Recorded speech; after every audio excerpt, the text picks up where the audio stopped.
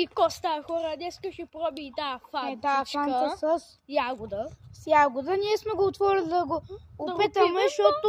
Да, едно и също. Да, и това корми. Чакайте. Той само ще направи. Да, почваме, че ме изнервят. Това. Взехме го от един американски магазин. Нищо, че сме в Америка. Платихме си го от Тимур. Да. Айде, на Айде, 3, 2, 1.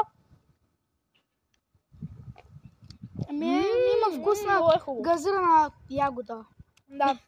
Според мен има вкусна овкусена лимонада с ягода. Колко му даваш? 10. Според мен 10 от 10. Според мен има 9,5. според има Колко даш на фантата? 9,5. Да.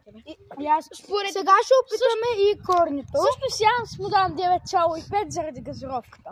Според мен буквално има вкус на сок от ягода, която е газирана фанта. Да. Сега ще опитаме корнито.